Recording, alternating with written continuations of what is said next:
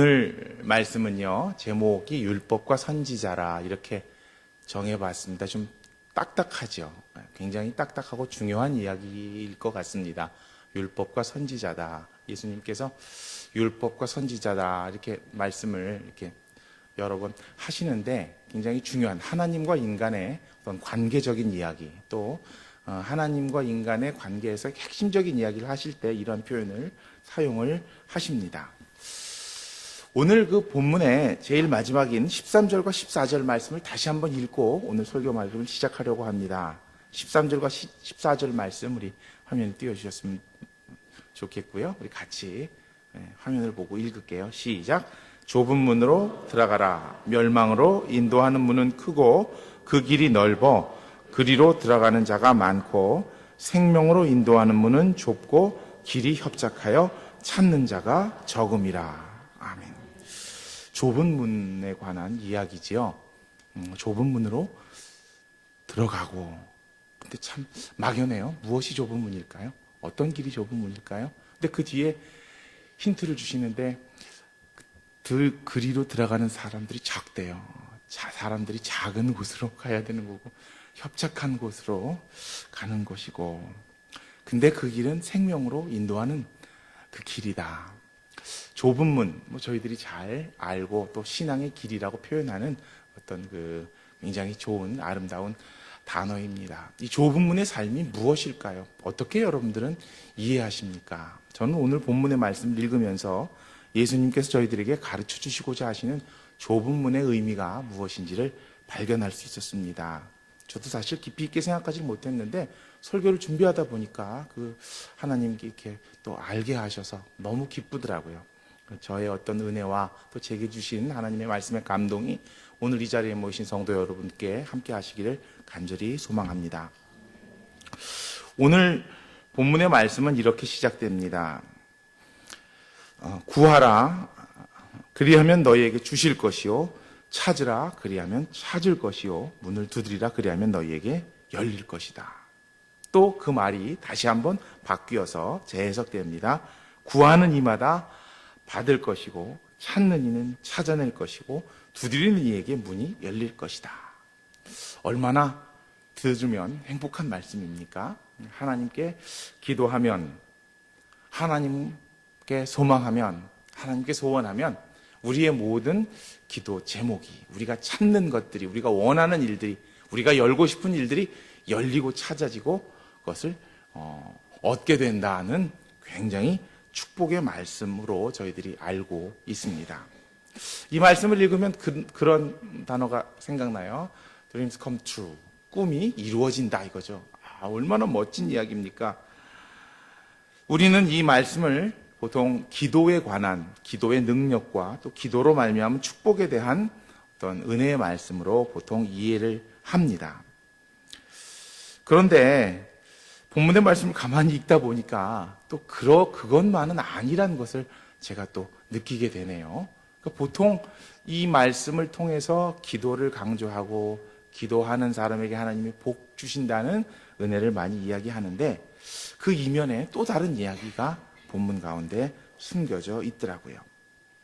특별히 이 오늘 또 9절과 8절 말씀에는 그 기도의 선물을 주시는 하나님의 마음이 아버지의 마음으로 그렇게 표현돼서 나타나는데요. 아들이 떡을 달라고 하는데 돌을 먹어라라고 줄 아버지 없고, 아들이 생선 먹을 것을 달라고 하는데 뱀을, 아들을 잡아먹을 뱀을 줄 아버지가 없듯이 우리 하나님께서도 너희들이 구하는 것을 주실 것이다 라는 약속의 말씀, 우리에게 위로와 용기를 주시는 말씀이 이어집니다.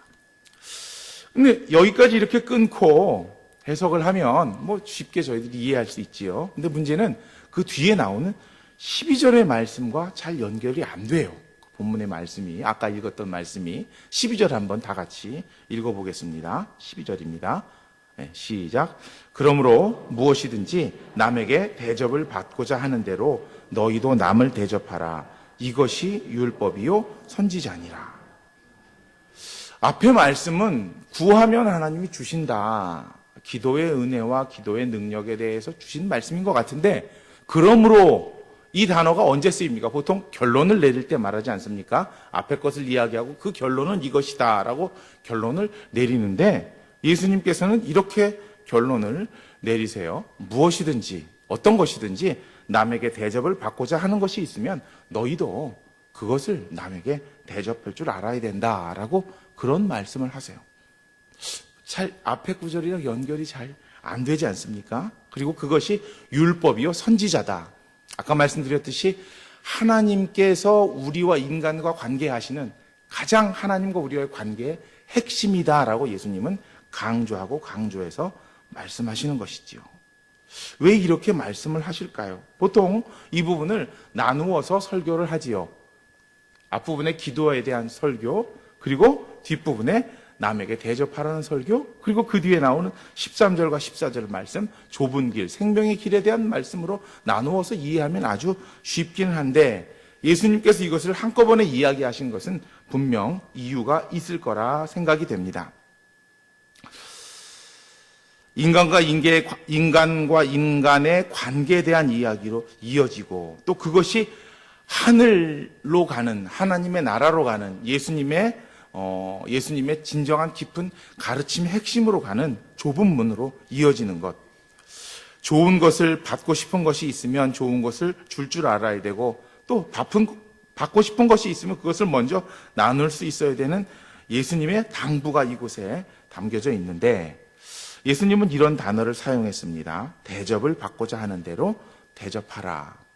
이 대접을 받고자 하는데 이 대접 대신 어떤 단어들이 담길 수 있을까? 저는 가만히 설교 준비하면서 생각해 봤어요.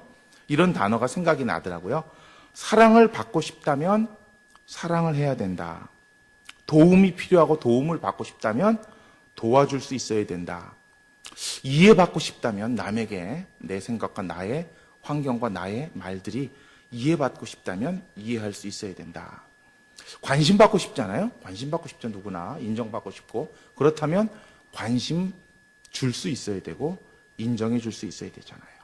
어떤 문제가 있을 때 용서받고 싶잖아요. 그러면 용서할 수 있어야 된다. 용서하는 것이 먼저이고 그리고 그것을 받을 수 있다는 말씀으로 이어집니다. 우리가 이웃을 용서하면 나도 용서받는다. 어디 저희가 기도하는 내용 가운데 있는데 어디 있죠? 어디 있죠? 주기도문에 있잖아요. 우리가 우리의 죄를 용서해 준 것 같이 우리의 죄를 사하여 주옵시고. 예수님께서는요, 오늘 말씀에서만이 아니라 우리가 하나님께 받고자 하는 것이 있으면 사실 그 받을 수 있는 자격 조건은 그것을 미리 이웃에게 실천하는 사람이어야 된다라는 그 마음을 예수님은 가지고 계신가 봐요. 그래서 오늘 본문에서도 말씀하시고 주기도문에서도 말씀하시고 또 그것이 율법이고 선지자라. 하나님을 사랑하는 그것만큼 중요한 것이 있으니 내 이웃을 사랑하라. 이것이 율법이요 선지자라. 마태복음 22장에서도 바리새인들을 향해서 그렇게 가르쳐 주시는데 남을 사랑하고 남에게 대접하는 것이 예수님이 보실 때 굉장히 큰 중요한 인간의 믿음의 모습이고 하나님께서 기뻐하시는 일인가 봅니다. 12절 말씀 제일 마지막에 율법과 선지자다. 조금 아까 말씀드렸듯이 우리가 하나님을 사랑하는 수직적인 사랑의 관계, 우리가 굉장히 중요시 하나님과 인간의 관계, 또 그것은 그것에 멈춰지는 것이 아니라 인간과 인간의 관계, 수평적인 사랑의 관계로 접목되어져서 그것이 십자가고 그것이 예수님께서 우리 인간에게 보여주시고 선물로 주시는 은혜의 삶이다 하는 그런 관점에서 오늘 본문의 말씀을 해석할 수 있습니다. 자, 기도. 우리가 쉽게 생각하듯이 내게 필요한 것을 하나님께 구하는 것, 또 그것을 받는 것이 기도이고 또 기도의 축복이고 기도의 은사라고 이해하기 쉬운데 사실 오늘 본문의 말씀을 가만히 읽다 보면 기도를 한다는 것은 사실 굉장히 어려운 일이네요. 내가 하나님께 받고 싶은 것이 있으면 그것을 미리 했어야 되는 거예요. 하나님께 복 받고 싶으시잖아요. 그럼 그 복을 이웃에게 베풀었어야 되는 거고, 하나님께 사랑받고 싶잖아요. 이웃을 사랑해야 되는 거고, 하나님께 용서받고 싶잖아요. 이웃을 용서해야 되는 것이고, 하나님께 인정받고 싶잖아요. 내가 이웃을 인정해야 되는 것이고. 사실 예수님께서 이렇게 말씀하시는 깊은 이유는 기도를 강조하고 기도에서 받는 것을 강조함 그것보다는 사실 그 뒤에 나오는 대접을 받고자 하는 대로 너희도 남을 대접해야 된다는 그 예수님의 가르침을 가르쳐 주시고 싶어서 그 앞에 이야기를 했는데, 저희는 어쩌면 우리가 하나님께 구하는 것을 받는 것이 우리의 신앙의 가장 중요한 부분인 것처럼 이해하고 있지 않는지 다시 한번 생각해 보게 됩니다. 내게 필요한 것을 남에게 나누어 주는 것, 내가 원하는 것을 남에게 줄 수 있는 것, 그것은 예수님께서 가르쳐 주신 길이고 생명의 길입니다. 그 관점에서 다시 한번 해석해 봅니다. 자, 여러분, 하나님께 구하는 것이 내게 필요한 것을 구하는 것이 아니라 이 구하는 것 자체가 내가 이웃에게 하는 것을 의미합니다. 자, 용서하는 것, 그것이 구하는 것입니다. 사랑하는 것, 그것이 구하는 것입니다. 이해하는 것, 그것이 구하는 것입니다. 도와주는 것, 그것이 구하는 것입니다. 분명히 내가 받고 싶을 때, 내가 누려야 될 때, 나한테 필요한데 그것을 남에게 베풀고, 뭐 구역이 됐던, 교회가 됐던, 또 이웃이 됐던, 원수가 됐건 그것을 남에게 나누어 줄 수 있을 때 그것이 구하는 것이라고 생각하면서 다시 한번 오늘 본문의 말씀을 읽어보겠습니다. 구하는 게 내게 필요합니다라고 하나님께 간구하는 것만이 아니라 그 의미란 걸 생각하고 오늘 7절과 8절 말씀을 다시 한번 읽겠습니다. 시작. 구하라 그리하면 너희에게 주실 것이요, 찾으라 그리하면 찾아낼 것이요, 두드리라 그리하면 너희에게 열릴 것이니 구하는 이마다 받을 것이요, 찾는 이는 찾아낼 것이요, 두드리는 이에게는 열릴 것이니라. 무슨 의미의 말씀일까요? 구하면 얻을 수 있대요. 두드리면 열린대요. 찾으면 찾을 수 있대요. 우리가 남에게 베풀면, 남을 이해하고 남을 용서하면, 남에게 먼저 다가서면 그것을 얻을 수 있다는 말씀을 예수님께서는 저희들에게 하시는 겁니다. 가능할까요? 가능할까요? 아니, 내가 남에게 베푼데 남이 나에게 갚지 않으면 어떡해요? 손해보는 거 아닙니까? 내가 사랑받아야 되는데 내가 사랑해주면 그 사랑받고 싶지, 사랑하는 것보다 사랑받는 게 더 기쁘고 많은 것을 누리잖아요. 이해받고 용서받고 싶지, 내가 이해하고 용서한다는 것, 사실 인간의 마음과 인간의 삶 속에서 보통 어려운 것이 아니거든요. 그런데 오늘 9절과 10절 말씀을 읽으면서 다행히 하나님께서 우리에게 주시는 말씀을 다시 한번 음미해 볼 수 있습니다. 9절과 10절 말씀을 다시 한번 읽겠습니다. 시작.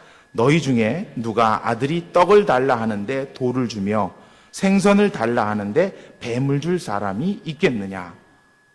무슨 말씀일까요? 우리가 하나님께 무엇을 구하면 하나님이 그것을 그대로 주신다는 말씀, 뭐 그 말씀으로 해석할 수도 있겠습니다만은 저는 여기서 말하는 빵, 그쵸? 떡, 여기서 말하는 생선은요, 사실 우리의 마음의 깊은 심중이에요. 내게 필요한 거예요. 내가 원하는 거예요. 내가 사랑받아야 돼요. 내가 남편한테 사랑받아야 되고, 내가 아내한테 인정받아야 돼요. 내가 남한테 존경받아야 되고, 내가 하는 모든 것이 남이 알아줘야 되고. 그런데 그것은 우리의 깊은 심중인데, 그렇게 안 할 때, 그럼에도 불구하고 그것을 내려놓고 먼저 용서하고 먼저 이해하고 먼저 나눠주고 먼저 내가 머리를 숙이면 하나님이 우리의 마음을 아시고 계신다는 말씀이에요. 하나님이 우리가 무엇이 필요한지 아시는데 우리에게 돌을 주십니까?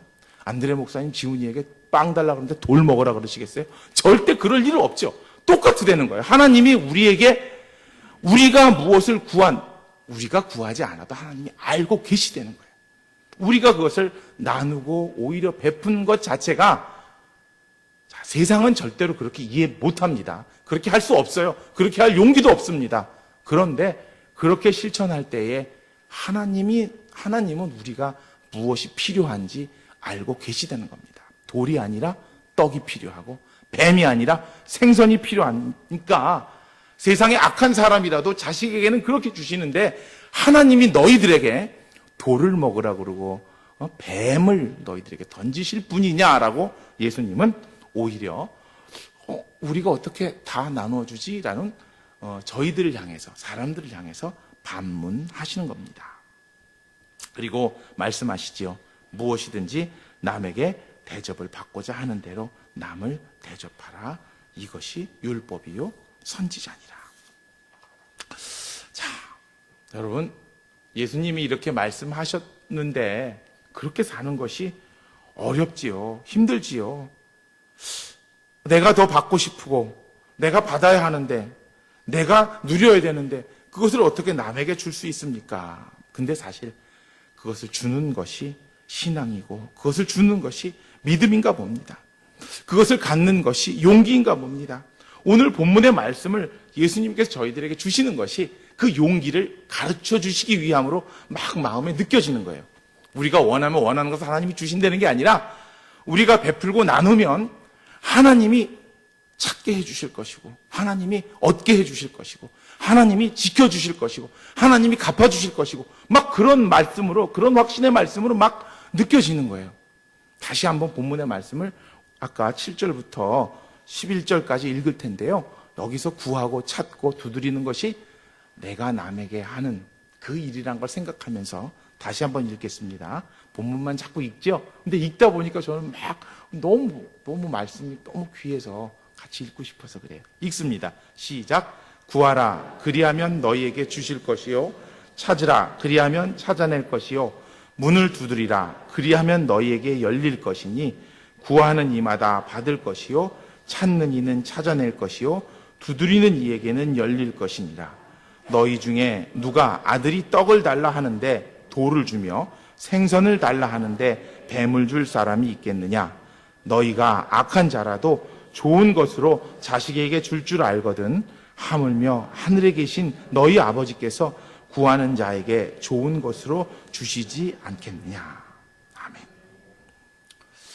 여러분, 하나님을 믿고 용기를 내고 구하시는 여러분들 되시기 바랍니다. 하나님을 믿고 예수님의 말씀을 믿고 찾으시는 여러분 되시기 바랍니다. 예수님께서 다 알고 계시다는 또 생선과 떡을 주실 줄 준비하고 계시다는 예수님의 말씀을 믿고 문을 열어가시는 여러분들 되시기를 간절히 소망합니다. 세상은 그렇게 못합니다. 어떻게 내가 양보합니까? 어떻게 내가 뒤처집니까? 어떻게 남에게 먼저 합니까? 그런데 신앙인은 그렇게 하나 봅니다. 그렇게 하라 그럽니다. 그리고 아까 제일 처음에 저희들이 읽었던 13절과 14절 말씀이 저희들에게 주어집니다. 다시 한번 13절과 14절 말씀을 같이 읽겠습니다. 시작. 좁은 문으로 들어가라. 멸망으로 인도하는 문은 크고 그 길이 넓어 그리로 들어가는 자가 많고 생명으로 인도하는 문은 좁고 길이 협착하여 찾는 자가 적음이라. 아멘. 좁은 문의 의미가 제 마음속에 막 와닿네요. 그렇게 하는 것이 쉬운 게 아니에요. 다른 사람들 그렇게 못합니다. 나보다 먼저 구역을 생각하고 나보다 먼저 이웃을 생각하고 나보다 먼저 교회를 생각하고 내게 필요한데 남이 필요한 것을 먼저 생각하고 하지만 그 뒤에 든든한 나의 하나님 예수님이 계시니까 용기가 있어서 믿음으로 실천할 수 있는 사람. 그런데 그럼에도 불구하고 그것을 알매도 불구하고 그렇게 하는 것이 힘들어서 예수님은 그것이 좁은 문이고 어려운 길이다.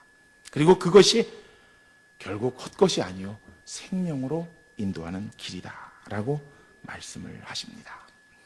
우리 수지광성교회의 귀한 성도님들 그리고 오늘 특송을 한 시락구역, 화평구역 성도님들 오늘 말씀의 의미대로 항상 구하고 찾고 두드리는 삶을 사시기 바랍니다.